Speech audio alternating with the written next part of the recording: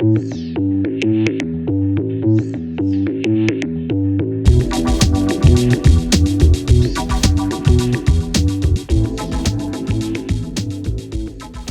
it going? Welcome to another episode of Lost Like Mike.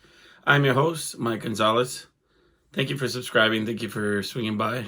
Thank you for hitting the like button and for messaging me most of all at lostlikemike@gmail.com.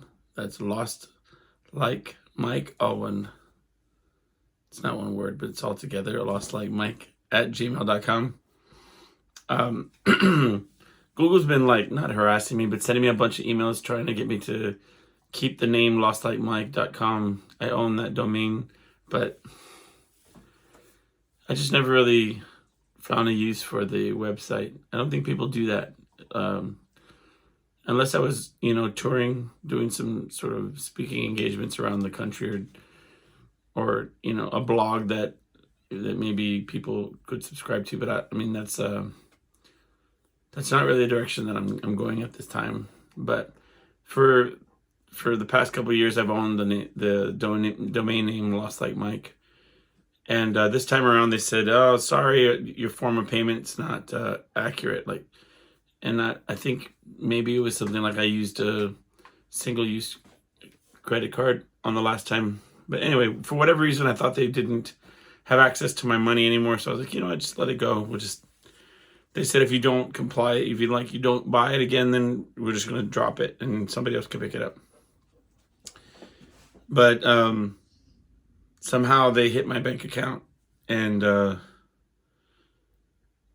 my wife was like, "What's this charge from Google?"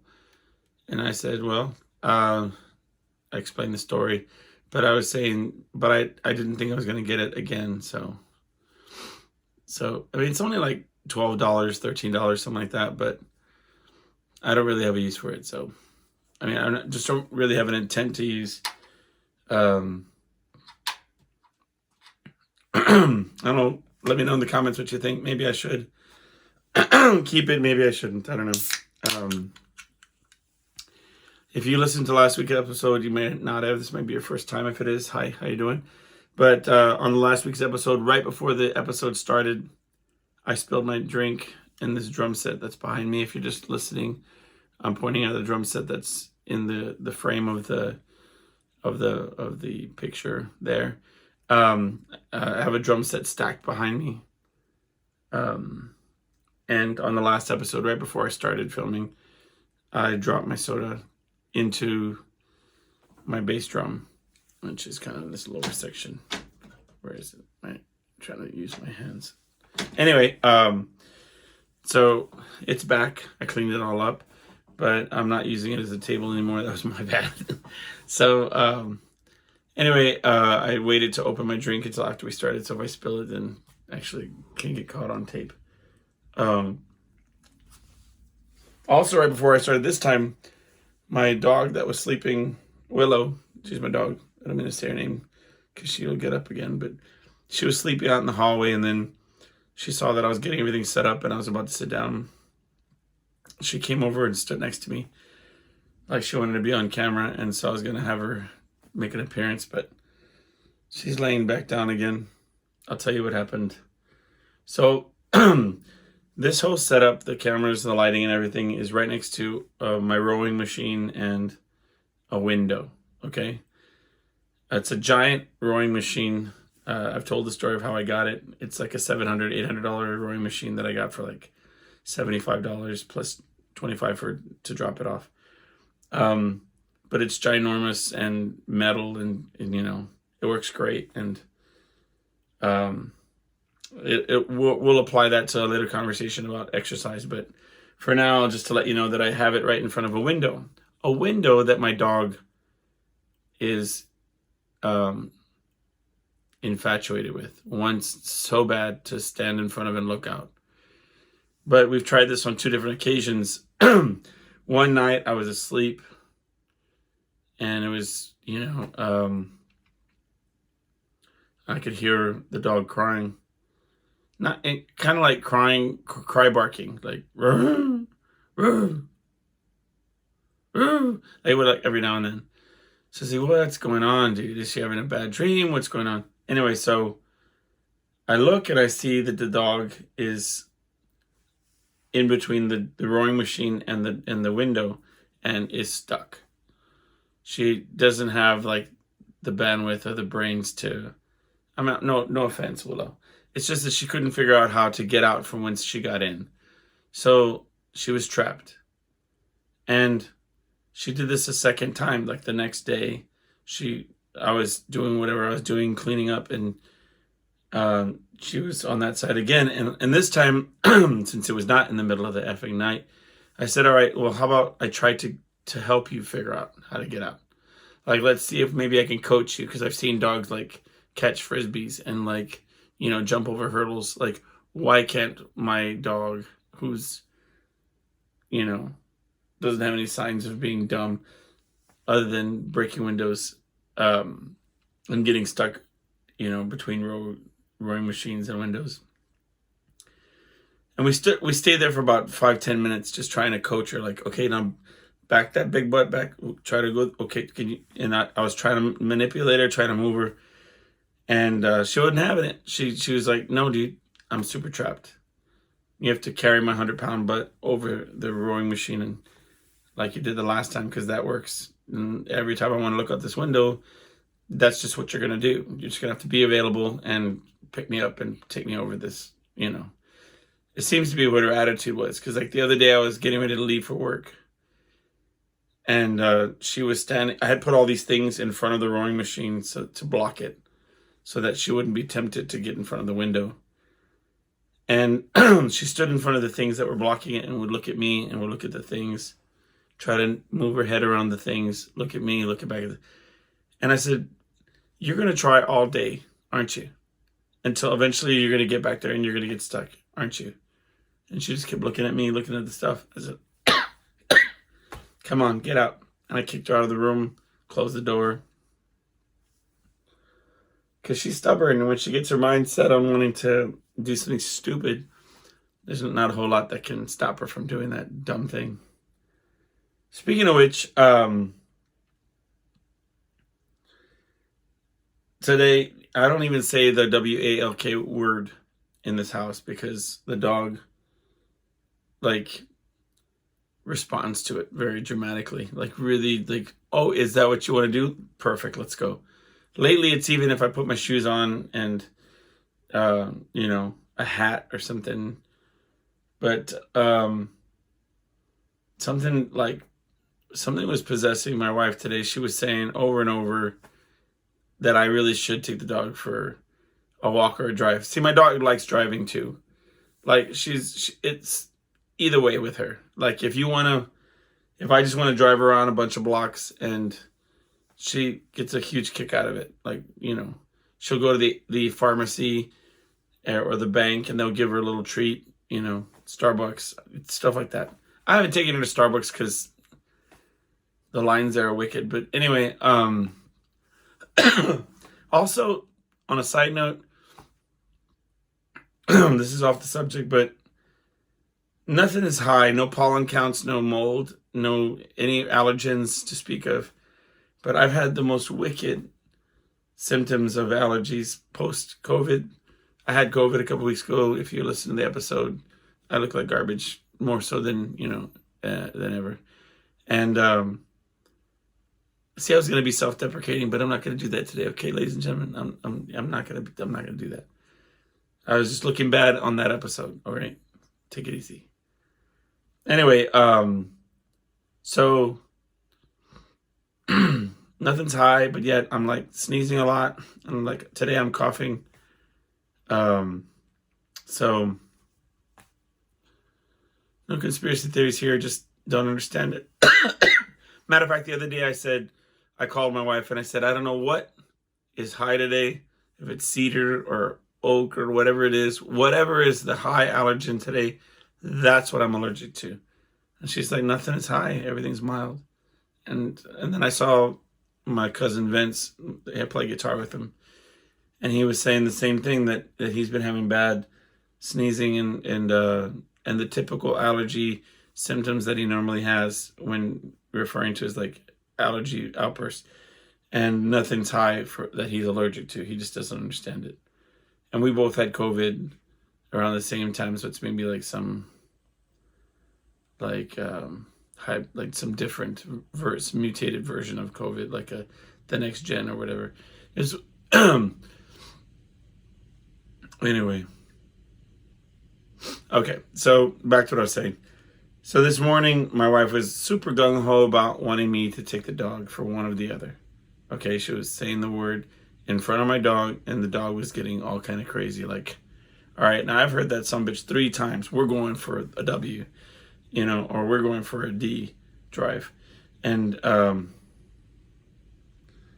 she's conked out right now, and I'll tell you why. Okay, let me tell you what's up. So I said, fine. I'll take her down to the end of the block and back. Because my dog has, like my daughter, my dog has hip dysplasia. So, I don't like to push her too hard because I know that it could be painful for her. That's why she doesn't just jump over the rowing machine. Not only is it a small space, but she doesn't jump like that. Like, that's not her superpower. But anyway, so the dog gets all kind of crazy excited. We hit the road and to go down the end of the block, and she's just eating grass and stopping at places, and she stopped at a fire hydrant, and I said, don't be cliche. And we kept walking. She was sniffing it like she was going to do something. I'm like, number one, like, why? And number two, let's just go smell some grass. Let's go eat some grass and have a good time. So anyway, we walked to the end of the block. And the thing about golden retrievers is that if they don't want to go, or if they want to go a certain way, then they just put all their dead weight and let you know, like, nope, we're not going to the left, we're going to the right. Nope, we're not crossing the street here. Bad idea. Like, that's how they communicate. So I was like, what do you want? I'm telling you, this dog took me for a 2-mile walk all through this neighborhood, down to the main street, all the way around the blocks. And then and I'm telling you, she communicated all this by just saying, I'm not done. Like, she would stay. If I'd said, let's turn around, she's like, I'm hip to your games, man. We're onward, She was on a mission. And, but the caveat is when they're done, they're done. So we made it about to the entranceway to my neighborhood. And then she's like, all right, pal, pick me up. I'm done. And we did about a block of me carrying her. She loved it. Oh my God. I'm telling you, golden retrievers love to be carried. But it would have been all fun and games if my neighbor across the street didn't bust us. And he was like, what's wrong with the dog? And I was like, nothing. Is that a workout for you? And I said, yeah, it's about 100 pounds. I'm carrying for about a block. And then his wife was like, they're older couple. And the wife was like, is she hurt? And I said, no, she's done. She took me for about a 2-mile walk. So she's cooked. And, but I said she could walk the rest of the way. We were in front of my house. So I just set her back down and she came in. And, that's her bliss right there, that she just, even when she was wanting to stand there and watch me eat lunch, she just laid there and kind of looked up to see if I was going to drop something, And right now she's conked out, like, on the carpet in this room that I'm in. And it's pretty great. I mean, I wouldn't want to do it to her all the time, but, she knew what she was doing, so I don't feel bad. She just scared herself. I don't know if you heard that, but she turned over and she knocked over this thing. And she hopped up and then walked out of the room. She's like, stop talking about me. And she walked away. All right. Oh. So, started exercising this week. really last week and kind of the beginning of like Tuesday on. And then I made the mistake of weighing myself on Friday. Here's my logic, okay? So I had COVID, and you're sick, your stomach's upset, you feel like you lose like 10 pounds. So I thought, all right, there's my jump start.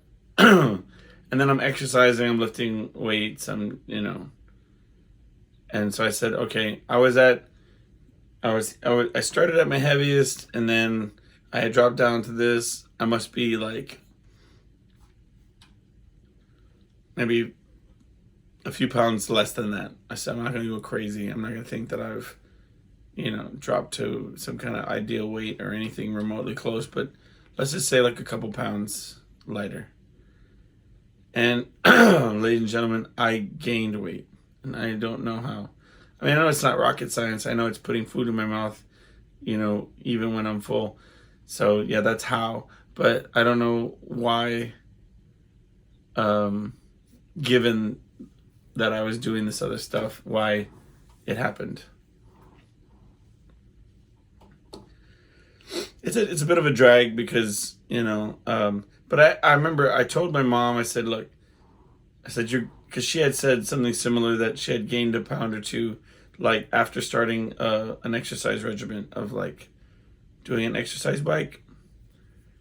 And I kind of justified it by saying that your muscles are coming from, muscle weighs more than fat. And if you're building up, these dormant muscles, then maybe you're going to gain weight before you're going to lose weight. I don't know if that logic sticks, man. I don't know if it holds water, but I'm going to try to tell myself that, because,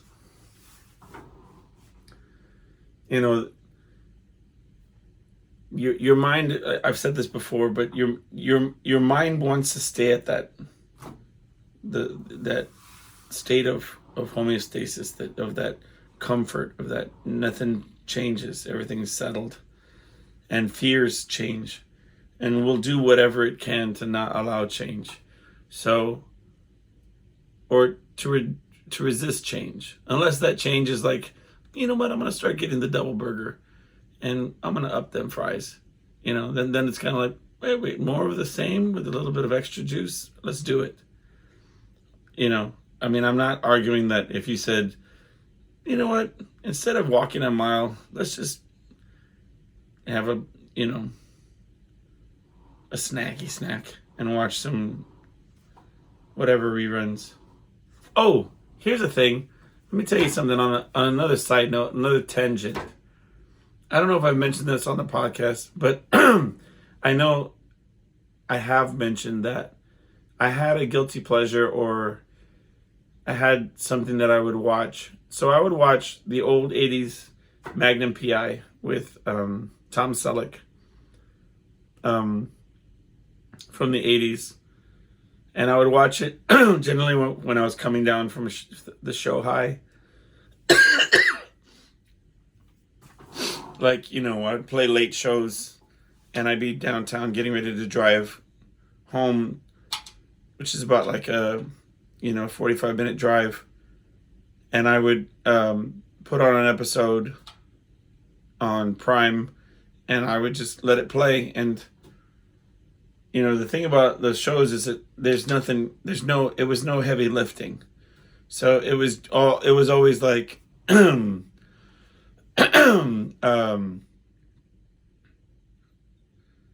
like they're trying to win a baseball game, and like the kid is, you know what I mean? Just nothing heavy, dude. It was a similar plot line every episode, and how is Magnum gonna figure it out this time, kind of thing. And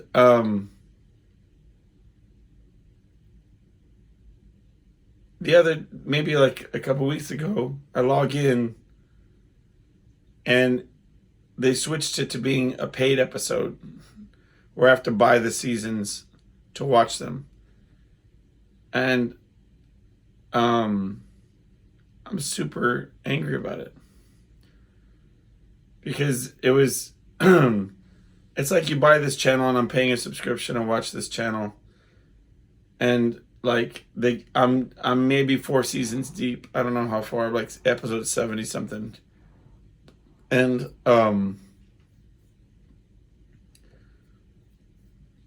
it's upsetting. And so I'm trying to rush and watch all the Northern Exposure before they say that I have to buy those episodes too.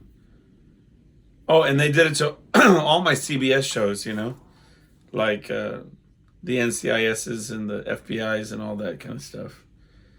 Which I also watch them on another channel. Act like I watch a lot of TV. I don't really watch it. I have a few guilty pleasures, and it's typically when I'm driving. And so I don't really watch it. I'm just kind of like listening and filling in the blanks with. But anyway, the point being that I think that they have the technology to be able to say, oh, you know what? He's in season 4. He's been watching this sumbitch for like a long time. How about we don't like charge him right now?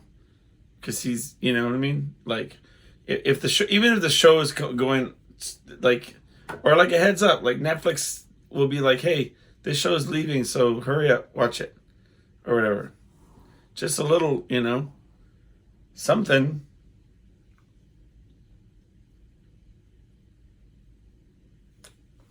Anyway, I scared myself yesterday. I looked at my water bottle for the show, and there was less than half. So I said, you know what? I'm just gonna go to the corner store. I'm gonna walk a few blocks downtown, and I'll buy a gallon of water. So I could not worry about running out of water before the end of the show, right?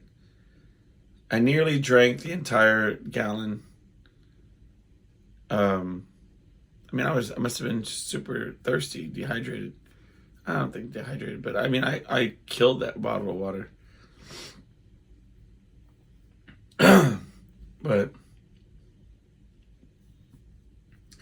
anyway, so I was a little upset about that whole Magnum PI. That was another tangent.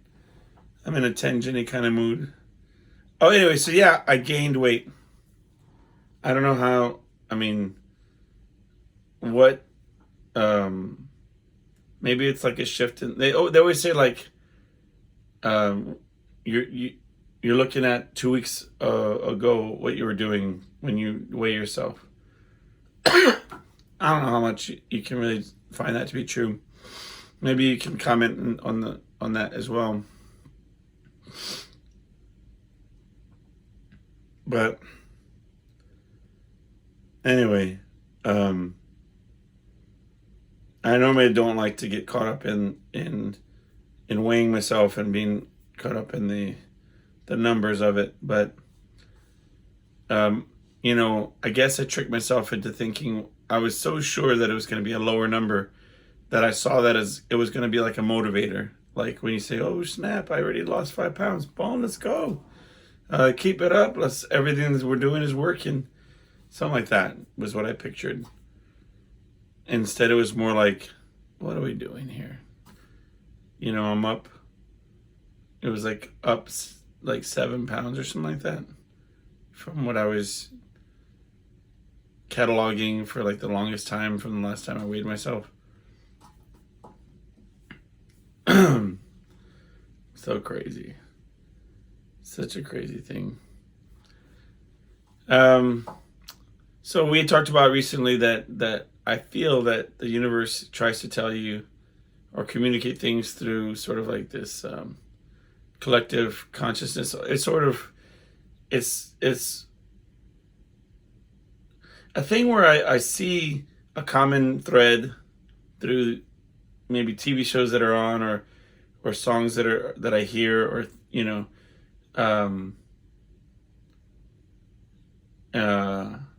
I feel like it's true.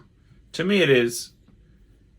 And this week the topic of the week has been just an existential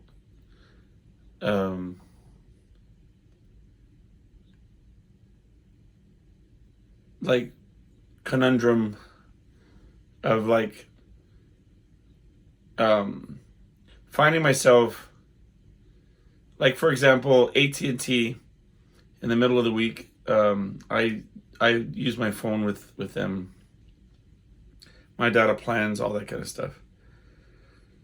And so in the middle of the week, anybody who has AT&T will know, and it was on a lot of different platforms, social media platforms. Even if you weren't with AT&T, you would hear about that their service went out for everybody. Virtually everybody. I think it was everybody, and then they like slowly got half the people back on, and then the other half. I was in that first wave back, so I was really stoked, but whatever. That whole first half of the day, that whole morning, the second that you drove away from your home Wi-Fi, that's it. You just had the ability to make emergency calls, and that was it. No social media, no TV, no channels, no nothing. And so right before that happened, like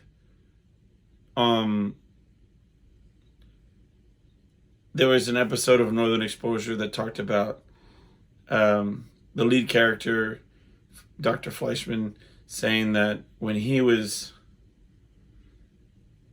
that he couldn't go 5 minutes without some sort of stimulus. Like, he would just go out of his mind. And Chris was telling him that it was that he was dealing with that the existential angst of not being able to be by himself with his own thoughts, and to force the inevitability of his mortality, of the inconsequential nature of his being. And I've sort of tussled with that concept in my creative life and in my thinking as well. I had a song with the last band that I was in called "Chasing the Silence," about the idea that we're all sort of constantly looking for the next distraction to avoid contemplation on a real level. Like, we all we don't want to be alone with ourselves. It's true to an extent. I mean, some people are super comfortable. I've talked about that on one of the episodes that, I think it was Leonardo DiCaprio that said, if you can eat by yourself, then you can do anything in the world. And I'm sure I'm paraphrasing it, and I just might be getting the entire thing wrong. But I think what he's trying to say is basically like, if you're good with yourself, like in your own skin, then you're not dependent on others. You're not dependent on anyone to validate you or to make you feel whole. A lot of times I feel that struggle of not feeling tethered, of not feeling like sometimes you feel like if you could just think clearly, if I could just think of the right things at the right time, then I wouldn't be like struggling in moments to shake it off and do the work that it takes to get to where I need to be.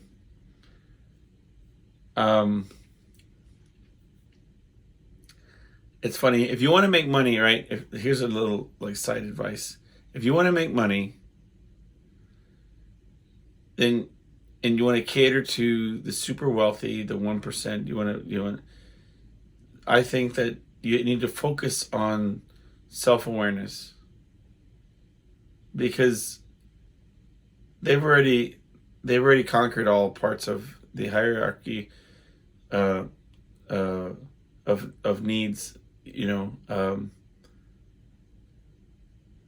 it Maslow? Anyway, the food, shelter, all the basics are covered. And so it's probably why self-help and all those kind of guru things are super popular among the hyper rich and stuff, because that's the last frontier for them. They've got everything else covered.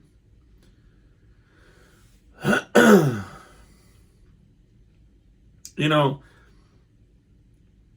a little micro example of the power of money versus people who don't have money, um, within the context of medicine. And there's no argument there. There's nobody saying, you know what, poor people get way better healthcare than rich people. Nobody's saying that, obviously. Some may argue that poor people get better healthcare than middle class people. I could make that argument, just based on programs that exist for the poor, that pay for a lot of programs, a lot of medical procedures and things that middle class will voluntarily avoid because of out of cost payments, because of their insurance deductibles. So there's some arguments to be made that the super poor have better health care than the middle class. Somebody's throwing their stuff at their phone right now saying, "You're out of your mind. You're telling me that these homeless people that are living on the streets eating out of cans that they opened with their pocket knife, that the people that are eating out of garbage cans have better health care." Well, I mean, if they live next to a free clinic, they might. I don't know. I'm just saying that for my contextual example, my example is my son has a great grandmother about the same age as my mom, and one of her kids is a millionaire, very wealthy, well off fella. Good for him. He worked hard. I mean, I'm not here to say he didn't. He deserves whatever he gets. He's a good guy. It's not the point. And it's not say, this is not a political statement in itself. I'm just thinking out loud, really. But my mom stays in a senior home. Healthcare is provided by the staff. And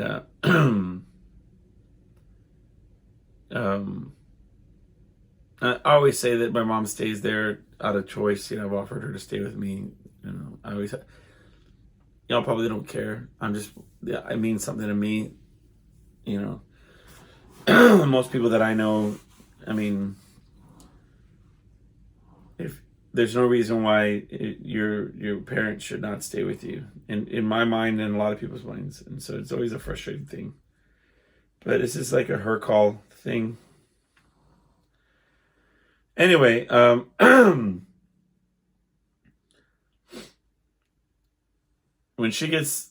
my son's great grandmother gets sick, I mean, they throw his great grandfather, they throw every specialist, every test, every treatment. It's like a full court press, and no stone unturned, and it's immediate, and there's no wait, and then you smash cut to my mom, who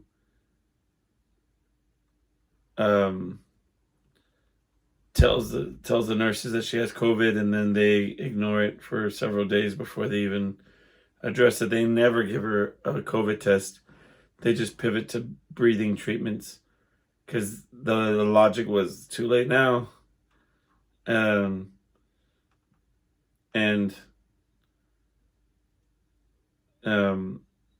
she had a heart appointment with the cardiologist, and because of the bus situations and their transportation situations and their lack of coordination with scheduling, missed her appointment and had to be bumped up 2 weeks to a month or two in the future. And she's telling me the other day, well, I hope that they'll take me to this one,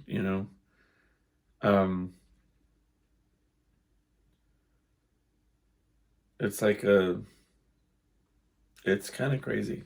And not to mention the pharmaceuticals where they're doling out the drugs and like just playing pin the tail on the donkey. Sure, that was a quick wittism that I could have used there with pin the pill or whatever, but whatever. But I mean, like she calls me and she says, "Yeah, they're upping me on this and taking me off of that, trying out this combination, see if it works." And it's like, Jesus, can y'all like, what are we doing here? What kind of medical system do we have? But I don't know.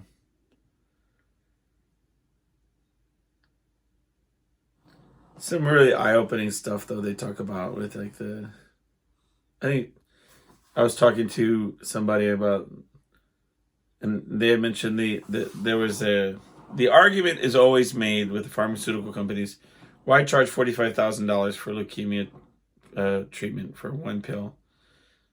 Well, they hold a patent on that pill, so they want to maximize their profit before it becomes available to all different companies before the license runs out, and everybody can make the money off of that product.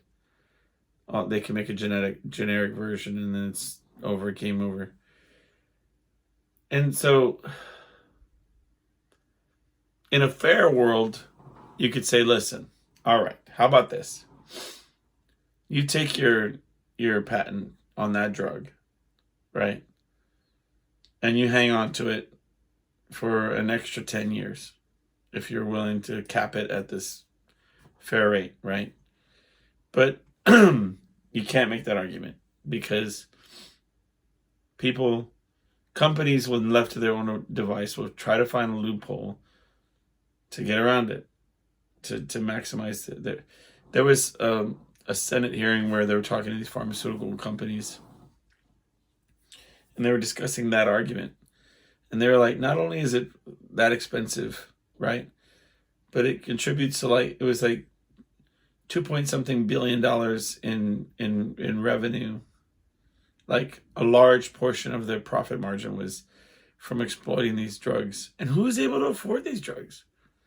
Right? And if you're some kid with leukemia and you can't afford the cure, it's like, I could have gotten better, or I could have had a chance to get better, but my parents couldn't afford to refinance their house. You know what I mean? For a pill or 2 pills or whatever the case is. It reminds me of that movie, I think it's John Q, Denzel Washington, where his son needs a heart transplant, and for whatever reason he can't get it approved. He can't get it, and he gets a gun involved and all this kind of stuff. I mean,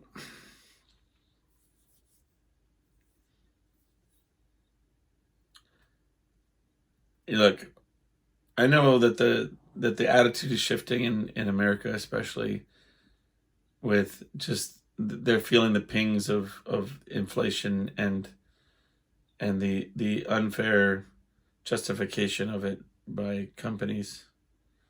I witnessed it firsthand with companies that I've worked for in the past, where they have to raise the price of the product because crybaby employees want to make a few dollars more, and it's like, well, or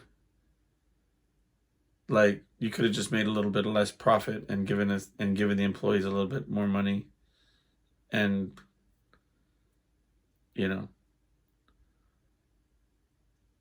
it's like, okay, I can't afford gas, right? Look, well, I'm doing hypotheticals for a quick second. I can't afford gas, right? Full tank of gas is $50, $60. In my case, it's like 45. We'll say $45, right? A week. I do drive a lot, but $45 a week. That's, I don't know if we want to go down this rabbit hole, but it's like, $180 a month in gas, right? So a little raise would help. And this is just an example. So you get the little raise, right? And then they say, well, we have to up the price of gas because, we're not making enough, or, more commonly used, they'll say, gas is so expensive that we had to up the price of shipping. So now the products are more. And so then that little bump you got, that raise, now pays for the upped price for the products. It's like this perpetual cycle. It's insane. Like, Julie, my wife, was talking about grocery shopping today and how ridiculously expensive everything is getting. Like, everything's up in the prices. Everything. And what it feels like to me right now, it's and all 2 people that listen to this episode, I'm just kidding. See, there goes that self-deprecating humor again. Whoever hears this episode can mark my words, all right? It feels like this is like a land grab. Like, people are just trying to up the price as much as they can, like, before the bubble bursts, and everybody just says, enough. We can't do this anymore. Something has to give. It's going to come to some kind of head. You can't have the minimum wage be the same that it was in 1990, than it 1994, whatever it is, 92, whenever the last time they changed it, and to 30 years later have the minimum wage the same amount, and then have inflation go up every chance you get, where everything is 10 times as expensive as it was back then. And I know it sounds, but I feel like it's like, but they know that that's coming. The products, the people. I was thinking the other day, for like a quick minute, they were talking about the direction of the population. They were saying that we were increasing at such an exponential rate that we were going to lead to a point of a tipping point where we wouldn't have the resources to share, amongst all the people.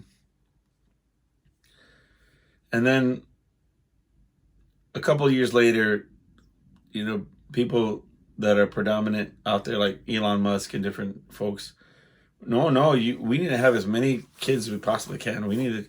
People need to be having children. We more. And I think it's primarily because of, this is just maybe cynical, but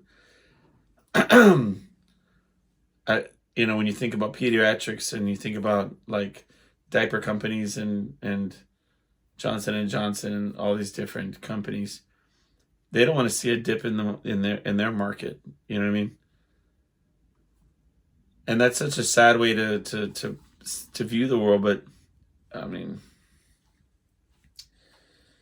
all right. Anyway, I'm just talking about a bunch of different things that just pop in and out of my head.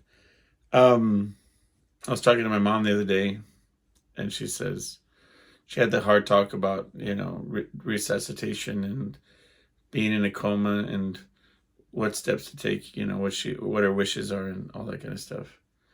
And we've had difficult talks in the past. I mean, nothing conclusive. Kind of like, when my brother and my father passed, they both were cremated, and neither of them had clear wishes expressed as to what they wanted done with their ashes. And sometimes people talk about what they think that they would want, and I feel like it's sort of, I mean, I'm not going to sit here and say that I know my father or my brother better than anybody. I wouldn't dare say that. But just sometimes the things that I would hear that they wanted done with the ashes felt a little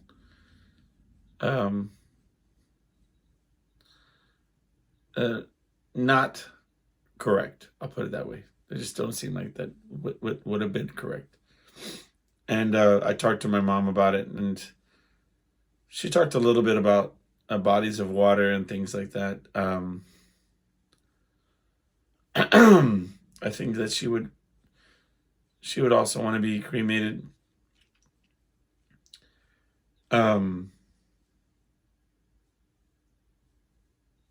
But I told her there's no, if she doesn't feel comfortable talking about it, then she doesn't have to, and we don't really have to go there. But I think it's important to sort of to know what the person wants. You know what I mean? Um, and so it's a heavier conversation.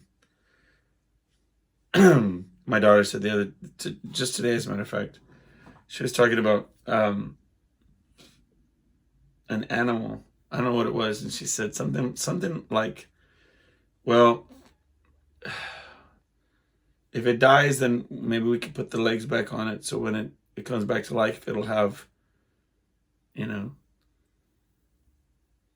the right kind of legs or something." I don't forget what we're talking about, but I remember thinking, I hope this child doesn't have like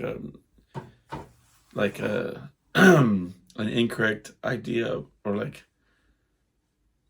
I mean, I didn't want to be like, oh, that's not how death works, conversation, because she was in a very giddy sort of fun mood. But by her age, I think, I remember at like 4 and 5, I was having very, like, just crisis. I guess they would have been like this, like, existential crises where I was just freaking out about identity, and I spent years trying to figure out how to explain what was going on mentally, in terms of like the anxiety and panic attacks that I was having about mortality, and my loss of self, and loss of identity post death and without the physical, questions of like, who am I within this vessel, and I mean, of course, none of that sort of makes sense when you're 5 and 6. But I was very good at chasing those thoughts away. And maybe every few months or every 6 months, like once a year, I remember when I turned 10, I thought, well, I just had a breakdown, and I was like, I've moved into double digits, and I'm 1/10, with a foot in the grave, if I live to be 100, and all those intrusive thoughts start to bombard you, a little more frequent. And by the time I'm at where I'm at now, those thoughts rear their head every morning, every night, and a few times during the day. It grows with frequency because of the ever impending doom of the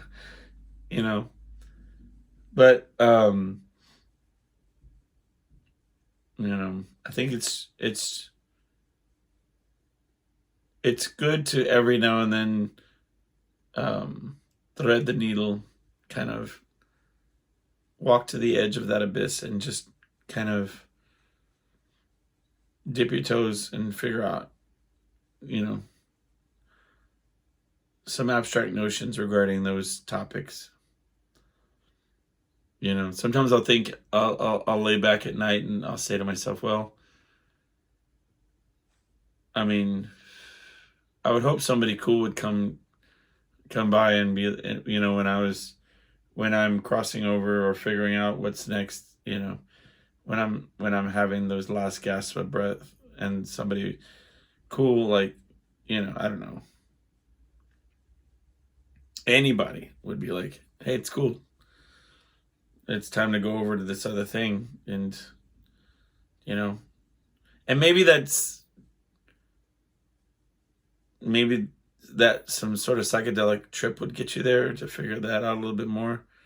I know some people will swear by their, ayahuasca experience or their LSD experiences and their psychotropic, experiences and or metaphysical,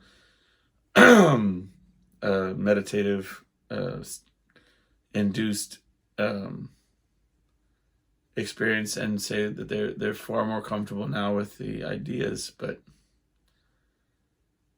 and I don't know.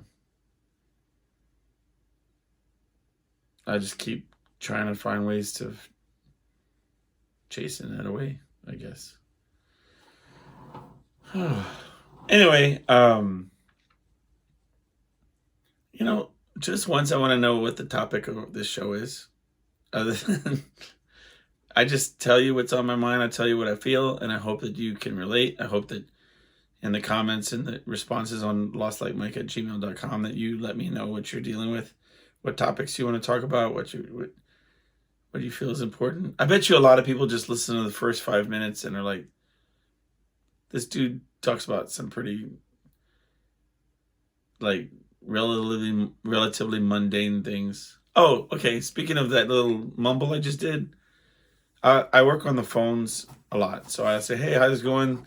This is the company name. How can I help you? And the person said, excuse me? And I said, yeah, hey, how you doing? Thank you for calling this company. How can I help you? And the lady said, can I have somebody that speaks English?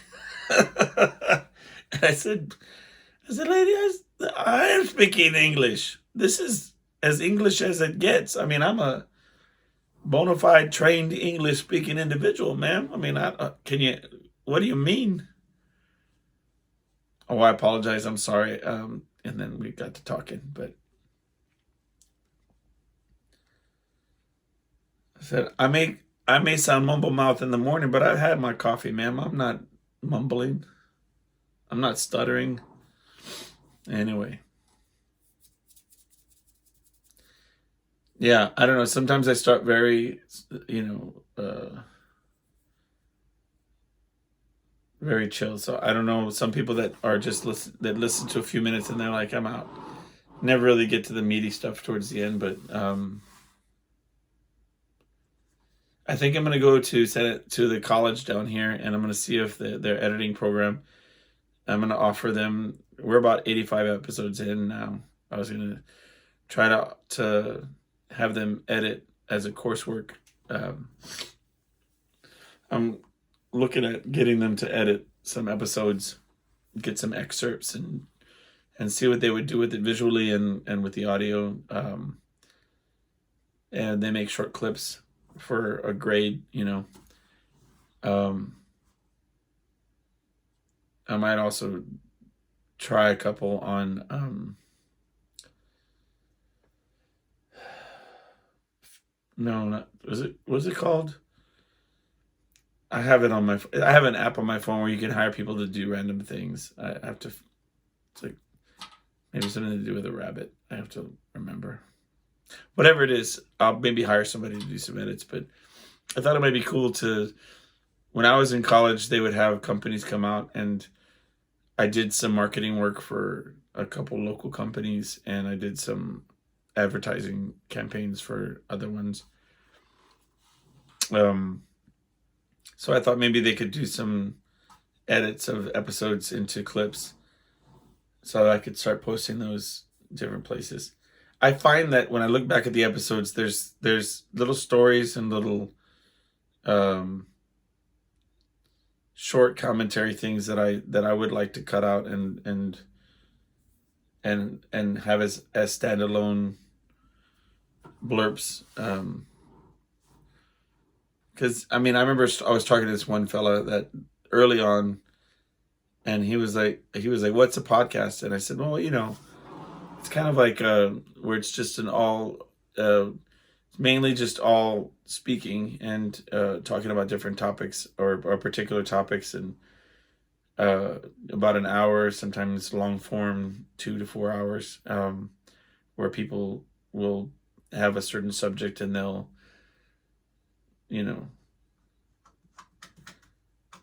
talk about it in length without any sort of construct or like limitations. And he was like, yeah, because I said that I had a show that I was doing, a podcast. He said, well, I'll give it a listen.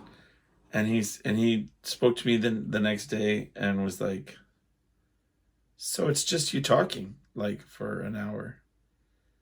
And I said, yeah, dude, that's what I said. Like it's like kind of a monologue, or in some cases you can have a guest and it's just a conversation.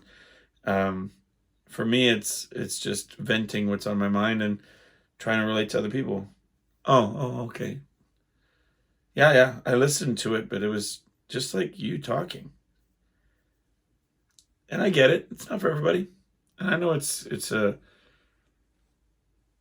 um it's a selfish endeavor. You know what I mean? This is all me, like like Eddie Vedder said, and this is not for you. It's for me. I mean, it is for others in terms of I would like it to be, but selfishly, I'm still going to do it, whether it's me posting and have 0 views. I just have to, um, getting past that preliminary cursory stuff is how I get to the heavier stuff. I just word vomit until I start to really get going about what's on my mind. So what I'd love to have a second person. I always talk about it. Excuse me. But the difficult thing is coordinating a schedule with other people. It's because, 2 weeks in a row I didn't record until Monday late at night or at random times because of a whole bunch of stuff that just got caught up with what I was doing. But anyway, thank you for listening. Listen, I appreciate you coming by. Message me at lostlightmike@gmail.com, and I will talk to you next time. All right, take care.